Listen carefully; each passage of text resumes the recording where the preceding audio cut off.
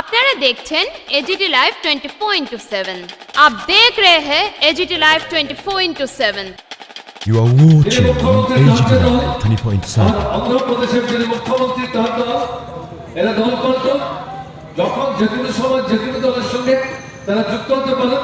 এখন তারা তাদের সুবিধা বুঝে এই সরকার থেকে বাইরে থেকে সমর্থন করছে এবং তাদের কাঁধে ভর দিয়ে এই সরকারটা চালাচ্ছে এবং এই সরকার বুঝতে পারছে তাদের ভবিষ্যৎ কিন্তু অনিশ্চিত। তাই থাকতে থাকতে তাদের উপর চাপ সৃষ্টি করছে কর্পোরেটরা আমাদের স্বার্থ রক্ষা করার জন্য শ্রমিকদের যে অধিকারগুলি শ্রমিকরা যেদিন ভোগ করছিল এগুলো হরণ করবার জন্য তোমরা যে কোর্ট তৈরি করেছো আমাদের সঙ্গে পরামর্শ করে এটাকে কেন কার্যকরী করছো না। তাই এই চাপের মুখে পড়ে কেন্দ্রের সরকার এই কোর্ট চালু করার জন্য পদক্ষেপ গ্রহণ করেছে। অলরেডি এটা নোটিফাই করেছে। তর্ক বিতর্ক যুক্তি পরামর্শ এই সবগুলো যখন শেষ হয়ে যায় আক্রান্ত যারা অস্তিত্ব রক্ষার জন্য অধিকার রক্ষার জন্য আর যখন তার সামনে কোনো বিকল্প নেই নির্বাচনকে বাদ দিয়ে শাসক যারাই আক্রমণকে কেন্দ্রীভূত করার চেষ্টা করে তাদের বিরুদ্ধে ধর্মঘটে যাওয়া ছাড়া তাদের সামনে বিকল্প থাকে। 12 ফেব্রুয়ারির যে ধর্মঘট এই ধর্মঘট প্রকৃত অর্থে যেটা বলবো আরএসএস নিয়ন্ত্রিত বিজেপি সরকার চাপিয়ে দিয়েছে, তারা বাধ্য করছে আমাদের দেশের শ্রমিক শ্রেণী শ্রমজীবী অংশের মানুষ তাদেরকে এই ধর্মঘটে যেতে। আজ থেকে কয়েক মাস আগে সর্বভারতীয় ধর্মঘট অনুষ্ঠিত হয়ে গেছে। তাদের কি দাবি ছিল? অন্যতম দাবি যে শ্রমিকদের ব্রিটিশ শাসিত ভারতবর্ষে লড়াইয়ের মধ্য দিয়ে তাদেরকে ট্রেড ইউনিয়ন অধিকার অর্থনৈতিক দাবি দেওয়া যা তারা অর্জন করতে সক্ষম হয়েছে। স্বাধীনতার পর আমাদের দেশের সরকারের কাছ থেকে লড়াই করে যে দাবি তারা আদায় করেছিলেন সেগুলো সমস্ত নস্যাৎ করে দিয়ে যেগুলো আপনারা শুনছিলেন আজকের এই সভায় যারা প্রথম থেকে কথা বলছেন ঐক্যবদ্ধ ভাবে আক্রমণকারী সরকারটার বিরুদ্ধে প্রত্যাঘাত আনবার জন্য রাস্তায় নামতে হবে। এই ভাবনা থেকে 12 ফেব্রুয়ারি এই সাধারণ ধর্মঘটের ডাক সারা ভারতবর্ষের মানুষের সামনে দেওয়া হয়েছে। সরকারটা চালাচ্ছে কেনা আরএসএস এর নিয়ন্ত্রণে আমাদের দেশে বড় বড় যে পুঁজিপতি একচেটিয়া পুঁজি তাদের নেতৃত্বে সাধারণ যারা পুঁজিপতি তারা এবং বৃহৎ গোস্বামী যারা হাজার হাজার বিঘা জমির মালিক এদের সম্মেলনে এবং এর সাথে হচ্ছে সাম্প্রদায়িক শক্তি বিশেষ করে যারা হিন্দু এবং মুসলমান অংশের মানুষের মধ্যে বিভাজন তৈরি করে গণতান্ত্রিক আন্দোলনের যে পরিবর্তন এটাকে ধ্বংস করে কৃষকদের স্বার্থ রক্ষা করবার জন্য এই সরকারের হাতকে মজবুত করার চেষ্টা করছে। এই যে ত্রিধারার শক্তি তারা সম্মিলিতভাবে সরকার চালাচ্ছে। এই সরকার মূলত একচেটিয়া পুঁজি বড় এবং মাঝারি এবং এই সাথে ভূস্বামী যারা কালোবাজারি যারা বাজারে কৃত্রিম অভাব তৈরি করে জিনিসের দাম বাড়ায় বেআইনি মজুত করে এদের স্বার্থ রক্ষা করার জন্য এবং এরা কিন্তু একশো ফাঁকি দেয়। সরকার জানে এদের কেশাগ্র স্পর্শ করার সাহস এই সরকার দেখায় না, বলে এদের স্বার্থ রক্ষা করার জন্য এই সরকারটা কেন্দ্র থেকে তারা কিন্তু একটার পর একটা এই সমস্ত পদক্ষেপগুলো গ্রহণ করছে। 4টা শ্রমকোড এটাকে বাস্তবায়িত করার পদক্ষেপ কেন্দ্রের সরকার প্রত্যাহার করবে। আপনারা দেখেছেন এই সময়ের মধ্যে তারা রেগা বাতিল করে দিয়েছে।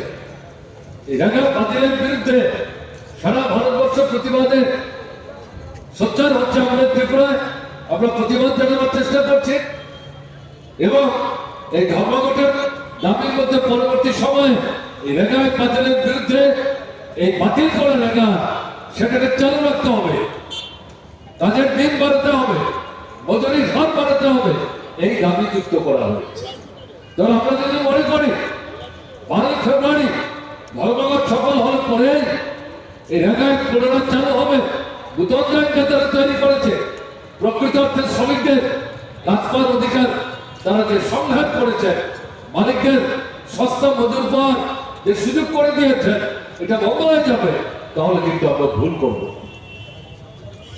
তাহলে আমরা ভুল করব। এটা মনে রাখতে হবে, এই সরকার সহজে মাথা নত করবে না, তারাও শেষ অব্দি চেষ্টা করবে কৃষকদের স্বার্থ রক্ষা করার জন্য যথাসম্ভব এগিয়ে যেতে।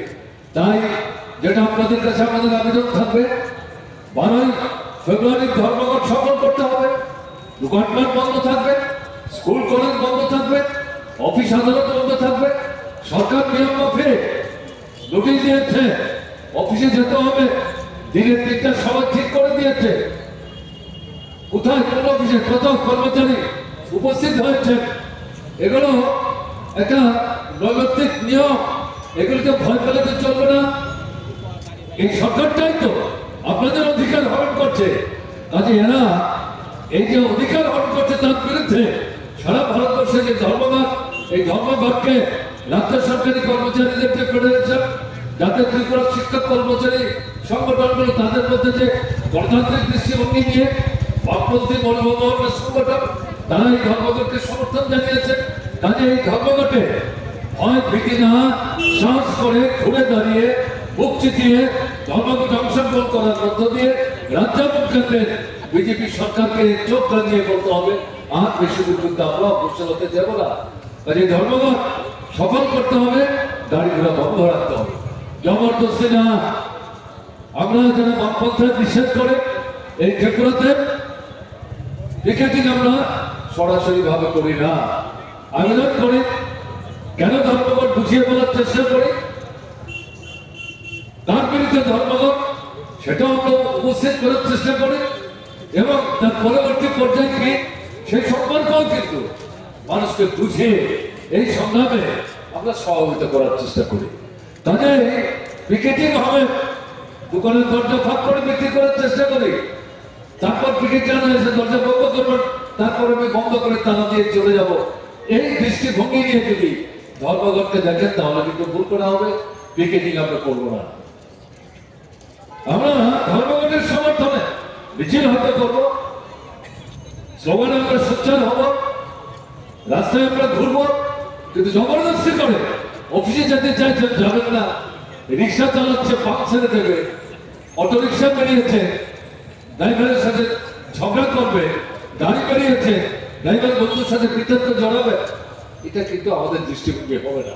জবরদস্তি করে আন্দোলন সংগ্রাম ব্যাপক থেকে ব্যাপকতর করা যায় না, চেতনা যদি ঘটানো না যায় তাহলে মূল শত্রুর বিরুদ্ধে আক্রান্ত যারা তাদেরকে সমবেত করার কাজটা কঠিন হয়ে যাবে। কাজে এখান থেকে বেরোবার জন্য আমরা চাইছি মানুষের চেতনার মান দ্রুত নয় উন্নত থেকে উন্নতর পর্যায়ে নিয়ে যাওয়ার জন্য। আমাদের যেটা আবেদন থাকবে 12 ফেব্রুয়ারি এই ধর্মঘট সারা ভারতবর্ষের পাশাপাশি ত্রিপুরাতেও আমাদের সার্বিকভাবে সফল করার মধ্য দিয়ে সামনের দিনে এরকম কোনো ধারণা নিয়ে, যেহেতু আমরা 12 ফেব্রুয়ারি ধর্মঘট করছি না, যে ধর্মঘট করলে সমস্ত আক্রমণ বন্ধ হয়ে যাবে, বরং উল্টো আরো আক্রমণ তারা তীব্র করার চেষ্টা করতে পারে, আরো হুমকি দেওয়ার চেষ্টা করতে পারে, এর পরবর্তী পর্যায়ে আরো বৃহত্তর আন্দোলন সংগঠিত করার জন্য আমাদের কিন্তু নৈতিক মনোবল বাড়াবার ক্ষেত্রে এই ধর্মঘটকে যদি আমরা সর্বাত্মক সফল করতে পারি, এটা আমাদের সাহায্য যোগাবে। হচ্ছে দেখা যাচ্ছে প্রত্যেকটা রাজ্য থেকেই গণতান্ত্রিক শক্তি তারা প্রতিবাদে সোচ্চার হচ্ছে, এবং দেখা যাচ্ছে এই ভোটার তালিকায় মুসলিমদের নাম বাদ দেওয়া হচ্ছে, দক্ষিণ অংশের মানুষের নাম বাদ দেওয়া হচ্ছে, গরিব অংশের শ্রমজীবী মানুষ যারা দূরান্তে যাদের পান্তা পুরো হয়, মাথার গাম পায়ে ফেলেন, মজুরি ঠিক মতো পান না, এদের নাম মাথায় করে করে বাদ দেওয়ার চেষ্টা হচ্ছে। প্রতিবাদে হাজার হাজার মানুষ রাস্তায় নামছেন, মামলা মোকদ্দমা সংগঠিত হচ্ছে। এরকম একটা জায়গায় যদি আমাদের পার্শ্ববর্তী রাজ্য আসাম, তার মুখ্যমন্ত্রী হেমন্ত বিশ্ব শর্মা, যারা পত্রিকা পড়েন তারা দেখছেন সরাসরি মুখ্যমন্ত্রী প্রকাশ্যে রাজপথে দাঁড়িয়ে মুসলিমদের বিরুদ্ধে হুমকি দিয়ে বলছেন, দেশ যখন ভাঙা হয় তোমরা থাকলে কেন ভারতবর্ষে, পাকিস্তানে কেন গেলে না? এখন বাংলাদেশ যখন তৈরি হচ্ছে সেখানে কেন তোমরা যাচ্ছ না, কেন সবাই থাকছো, কেন ভারতবর্ষে থাকছো? এরকম দৃষ্টিভঙ্গি নিয়ে দাঙ্গা বাঁধানোর জন্য হুমকি দিচ্ছেন এবং বলছেন যে মুসলমানরা রিক্সা চালায়, তাদেরকে ঠিক ঠিক আপনি ভাড়া দেবেন না, পারলে বিনা পয়সায় তাদের রিক্সা চলবার চেষ্টা করবেন, তাদের দোকান থেকে জিনিস কিনবেন না, তাদের দোকান বন্ধ করে দিন। এই দৃষ্টিভঙ্গি নিয়ে একটা রাজ্যের মুখ্যমন্ত্রী, বিজেপি সরকার, প্রধানমন্ত্রী, স্বরাষ্ট্রমন্ত্রী, তারা জানেন না? তাদের দলের একজন মুখ্যমন্ত্রী এই ভাষায় কথা বলছেন। আমাদের দেশের প্রধানমন্ত্রী এখন পৃথিবীর অন্য দূরান্তে একটা মুসলিম অধ্যুষিত রাষ্ট্রে গেছেন 2-3 দিনের জন্য, আর এখানে ভারতবর্ষে তার দলের পরিচালিত সরকারের মুখ্যমন্ত্রী মুসলিমদের বিরুদ্ধে এই হুমকি দিয়ে চলেছে। কোথায় নিয়ে যাচ্ছে দেশটাকে? পার্লামেন্ট বিরোধী দলকে স্বার্থে, দেশের স্বার্থে, আপনার ছেলে মেয়ের ভবিষ্যতের স্বার্থে এই ধর্মঘটকে স্বতঃস্ফূর্তভাবে সফল করার জন্য আপনাকে এগিয়ে আসবার আবেদন জানিয়ে আমি আমার কথা বলা।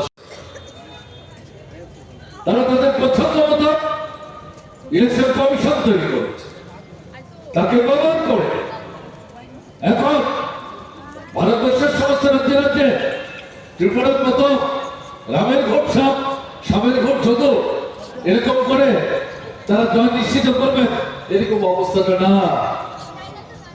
এটা উপলব্ধির মধ্যে আসার পরে এরা ভোটার তালিকা তাদের পছন্দ মতো তৈরি করবার চেষ্টা করছে। এছাড়া এবং এতে কি বিহার থেকে শুরু করে আমরা তখন বামপন্থীরা এবং যে ট্রেড ইউনিয়ন বলে আজকে ধর্মঘট ডেকেছে, তারাও তাদের মঞ্চ থেকে সেদিন বলবার চেষ্টা করেছে। এই এসআইআর নামে প্রকৃত অর্থে শাসক বিজেপি এবং তার সহযোগী যারা, তারা যাতে ক্ষমতায় টিকে থাকতে পারে, ক্ষমতায় ফিরে আসতে পারে, তার জন্য তাদের অপছন্দের যারা, তাদের নাম ভোটার তালিকা থেকে বাদ দেওয়া, আর তাদের পছন্দের লোক ভোটার হওয়ার অধিকার না থাকলেও যে কোনো পদ্ধতিতে তাদের নাম ভোটার তালিকা অন্তর্ভুক্ত করার জন্য তারা এই পদ্ধতি নিয়ে অগ্রসর হওয়ার চেষ্টা করছে। একে প্রতিবাদ করতে ये न्यूज कंटेंट देखने के लिए शुक्रिया। ये अगर आपका कोई सुझाव है तो हमें कमेंट कीजिए। अगर आपका कोई सुझाव है तो हमें कमेंट लाइव 24/7 सब्सक्राइब कीजिए। AGT live 24